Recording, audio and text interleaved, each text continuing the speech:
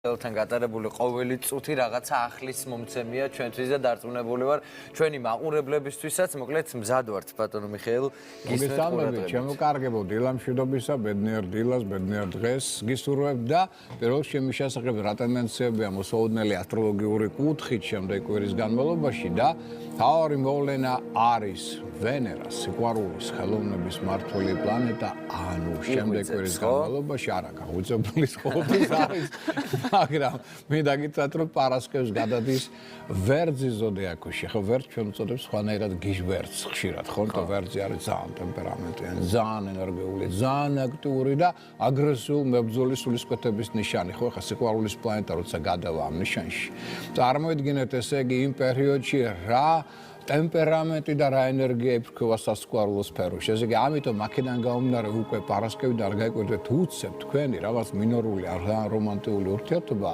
უცებ შეიძლება გადავიდეს ძალიან ენერგიულ ურთიერთობებში. ეს რამდენი ხანი? ეს დაახლოებით 3 კვირის განმავლობაში. პლუს ამას შეიძლება უცებ აგრესია გადავიდეს რაღაც არნახულ კონტაქტურობაში, არნახულ რომანტიზმში. მერე ისევ რაღაცა ტემპერამენტიანი, რაღაც ინტიმური კონტაქტი გადავიდეს რაღაც ისევ აგრესიულ ელემენტებში. ანუ ვერძებში ფოთფარია. ამიტომ სიყვარული იღებს რაღაცა ფოთფარე ელემენტებს ხასიათს. ანუ 7 სიყვარულის იმედი ნოგექნებათ. აქ ეს პერიოდი დაკავშირებით. არა, ხანდახან საჭიროც არის. წამოვა 3 კვირის შემდგომ. როდესაც ვენერა გადავა ყველაზე მშვიდ, წყნარ, ერთგულ კუროს ზოდიაქოში. იქამდე თქვენ გაქვთ ვულკანისებრი ცხოვრება, ასე ვთქვათ, ბობოკარი. ხო, ეს მოვლენა აქ დაკავშირებული იქნება ამასთან. ეხლა სხვა მნიშვნელოვანი მოვლენები, რომელიც უკავშირდება ზოდიაქოს ნიშნებს, აი დავიწყოთ ისე ვერძით, სწორედ ვერძს რა ელოდება ამ კვირის განმავლობაში. აქვს დადებითი ელფერი, აქვს რაღაც უარყოფითი. უარყოფითი რა? კონკურენტული ბრძოლა მატულობს და ცოტა მოშორნე ადამიანების მოქმედებას თვალშესაცემი იქნება. ამიტომ ცოტა სიფრთხილეა საჭირო. კარგი იქნება თუ ვერძი დაუგდებს ყურს ბრძენ ადამიანებს და ცოტა გამოცდილ ადამიანებს და მათ რჩევებს. ამით მხოლოდ მოიგებს. მაგრამ ის რომ ვერძი ხდება უფრო აქტიური, ენერგიული, ინიციატივიანი, უშიშარი ხასიათის მატარებელი, უფრო წარმატებული, შანსი აქვს იმისა, რომ უცხოელ პარტნიორებთან კონტაქტი დაამყაროს და შეიძლება ერთობლივ თანამშრომლობას გამოკრას ხელი, ეს კი.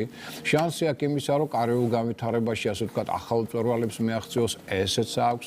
ანუ დადებითი პერსპექტივები აშკარად მეტი აქვს, მაგრამ ვიმეორებ, გარკვეულწილად უმოშურნეები, კონკურენტული ბრძოლა და ეს ტენდენციები ასევე იჩენენ თავს.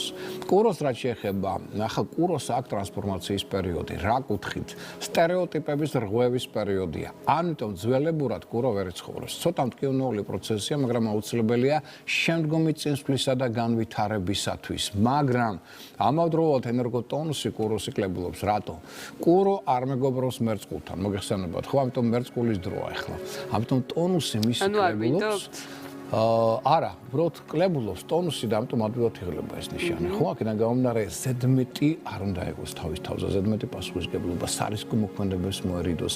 თუ აქ საშუალება ახლა მეტად დაისვენოს, ან ყოველდღიური საქმეებით შემოიფარგლოს, ემოციური გაღიზიანება მატულობს მასში, ხო? ამიტომ კუროს ახლა ჭირდება მაქსიმალური თავდაჭერა, სიფრთხილე და წინდახედულობა ამ კუთხით. თუმცა მეორე სტერეოტიპების რღვევა ცოტა რთული პროცესია მისთვის. მაგრამ ამას უნდა გაუძლოს შემდგომი მისი განვითარებისთვის ეს პროცესები აუცილებელია.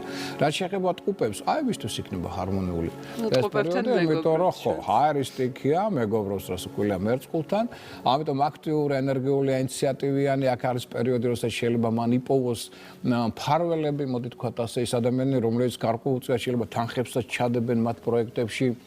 დაეხმარებიან კიდეც ეს არის პერიოდი ურთიერთგაგებისა პარტნიორებთან, ახლობლებთან, კოლეგებთან, პერიოდი რომელიც ხელს უწყობს სახლთან დაკავშირებული ტრანსფორმაციის, ანუ შეიძლება აქ მაგათ სახლში, ოჯახში შეცვალოს აბსოლუტურად რადიკალურად დიზაინი.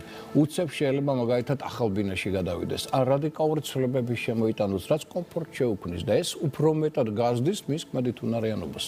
აი ეს დადებითი ტენდენციები მაშინ აშკარად აქვს. მათ შორის მატერიალური მდგომარეობის გაუმჯობესების პერსპექტივებიც აშკარად ექნება. რასაც ვერ ვიტყვით, კირჩხიბზე. აქ ფინანსური პრობლემების ტენდენცია იჩენს მეტად თავს, სწორედ კირჩხიბის ცხოვრებაში, თუმცა ამავდროულად ვერ ვიტყვი, რომ ყველაფერი ცუდი აქვს ამ ნიშანს, არა, მეტნაკლებად ეს ნიშანი აქ ასტაბილურებს თავის საოჯახო ურთიერთობებს, სანათესო ურთიერთობებს, რაც მნიშვნელოვანია, რომ ეს მისი ზურგია. მაგრამ ფინანსური კუთხით სირთულეებმა შეიძლება ეჩინონ თავი. შეიძლება აქ ძველმა ვალდებულებებმა ეჩინონ თავი, შეიძლება პარტნიორება არ შეასრულონ ის ხელშეკრულებები, რომელიც მას დადებული ჰქონდა და აქედან გამომდინარე ცოტა მეტი პრობლემები შეიქმნას. ამიტომ სირთულეები ნამდვილად იქნება კარიული განვითარების კუთხით, პროფესიონალური წინსვლის კუთხით, შეფერხებები, მთავარია მოთმინება, თავდაჭერა, აღიჭუროს ამით ეს ნიშანი, მაშინ უფრო ადვილად გადალახავს ამ პრობლემებს.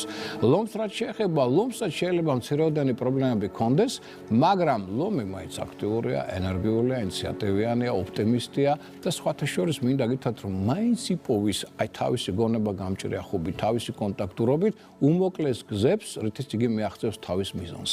ამით იქნება მეტად წარმატებული. ამიტომ ლომისთვის მთლიანობაში პერიოდი კარგია, ერთადერთი რა უნდა დაიოკოს მას, რა უშლის ხელს, სვარგადასრული ამბიციები. აი ეს არის მთავარი მისი პრობლემა ამ კვირის. ქალწულს რაც შეეხება, მთავარი პრობლემა მისთვის ისევ არის რა? ჯანმრთელობა.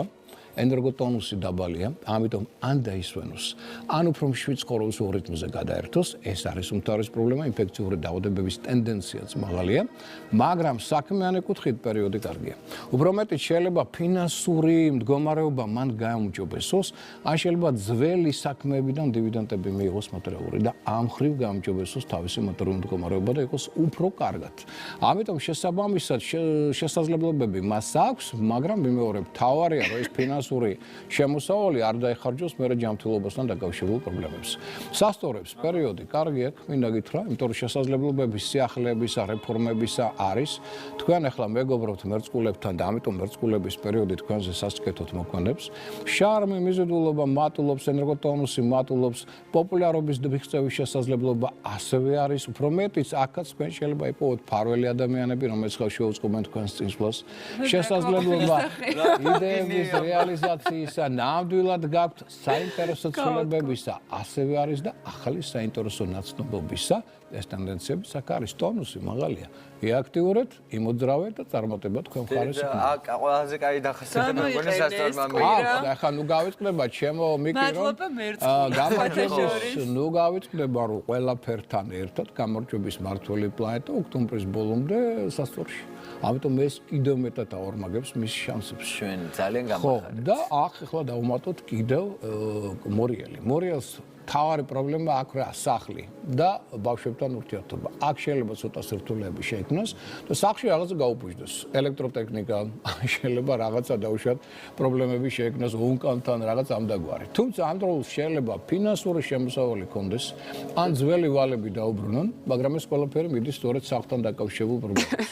მაგრამ მთლიანობაში მოდი თქვათ ასე, ტონუსი ცოტა ეცემა მისი, მე მაინც ურჩევ მას რომ გადავიდეს უფრო მშვიდ ცხოვრების რიტმზე, ყოველდღიურ საქმეებზე არაფერი სარისკო განსაკუთრებული ახალი აქ ნაკლებად. უმჯობესია რომ 7 რიტმით იცხოვროს, იმიტომ რომ ადვილად შეიძლება დაეღალოს ან ინფექციური დაავადებების ტენდენცია მას შეიძლება მეტად ეჩინონ თავი. რასაც ვერ ვიტყვი მშვილდოსანზე. მშვილდოსანი პირიქით ძალიან აქტიურია, ძალიან ენერგიულია, ენერგომოზღვავება აქვს, მას საოცარი, ოპტიმისტია, გონება მახვილია, შანსები წარმატებისა და რეალიზაციის არნახულად მაღალი აქვს. ერთ-ერთი რა უშლის ხელს? სულ სწრაფობა. ძალიან იჩქარება ყველაფერი და არა, ნუ ძალიან ენერგიულია. გესმის და ამ შედეგად უცებ უნდა და უცებ თუ არ გამოსდის, აი აქ უკვე ნერვები ეშლება და ღიზიანდება და შეიძლება აგრესიულიც გახდეს. ამიტომ ამ კუთხით საჭიროა მეტი სიფრთხილე წინდახედულობა. რაც შეეხება თხის რქას, ცოტა უნდა შეამციროს თხის რქამ თავისი, ასე ვთქვათ, აქტიურობა, იმიტომ რომ ტონუსი ცოტა შემცირებულია. მის უნდა გადავიდეს 7 ცხოვრების რიტმზე, თუმცა სასიკეთო ცვლილებები ნამდვილად ექნება მას. რა კუთხით? გარკვეული კარიული წინსვლის პერსპექტივები შეიძლება გამოჩნდნენ. აქ შეიძლება გამოჩნდეს რაღაცა სახლთან დაკავშირებული ცვლილებები, შეიძლება დიზაინის შეცვლის კუთხით, შეიძლება ახალ ბინაში გადასვლის კუთხით, შეიძლება რაღაცა ახალი საყიდლის თვალსაზრისით იყოს პერსპექტივა, შეიძლება ბინა შეიძინოს ამ ნიშანმა და ასე შემდგომ. ანუ რაღაც სასიკეთო ტენდენციები აშკარად ექნება ამ ნიშანს. ოღონდ თავარია არ გადაიტვირთოს, იმიტომ რომ ტონუსი მაინც ცოტა შემცირებულია. თავარი ფავორიტი მერწყულია, იმიტომ რომ ენერგოტონუსი ყველაზე მაღალი აქვს, ძალიან წარმატებულები ხართ ყველა მხრივ. შარმი მაღალი, შესაძლებლობა მატერიალური მდგომარეობის გაუმჯობესების განვითარებისა, პოპულარიზაციისა, იდეების რეალიზაციისა, ორიგინალური თვითგამოვლენისა და არასტანდარტული მოქმედებისა ყველაზე მაღალი გაქვთ ახლა თქვენი დროა. მერწყულებო უფლება არა გაქვთ ახლა იზარდოთ და არაფერი არ გააკეთოთ. თაკო, კაი რაღაცები გითხრეს დღეს. ახლა თქვენი დროა. აი, ამას ვერ ვიტყვით თევზებზე. თევზებს რაც ყველაზე რთული პერიოდი აქვს წლის განმავლობაში. ტონუსი ყველაზე დაბალია, ამიტომ მაქსიმალურად ახლა დაისვენონ, ან ძალიან მშვიდ რიტმზე გადავიდნენ, არაფერი სარისკო მნიშვნელოვანი, არავითარი ხელშეკრულებები, არავითარი მოლაპარაკებები, მათი მოტყუების თელობის ალბათობაც მაღალია.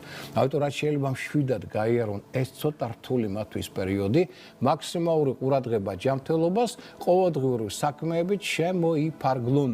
აი შემდეგი კვირიდან შედარებით უფრო მშვიდი პერიოდი დაიწყება მათ ცხოვრებაში. ანუ თქვენ უკვე გაფრთხილებული ხართ, შეიარაღებული ხართ, მე გემშვიდობებით, მომავალ შეხვედრაზე. ზუსტად ეს უნდა მეთქვა. მეც ახლა თქვენივე სიტყვებით უნდა კვირა მაინც პოზიტიურია, რაც მთავარია.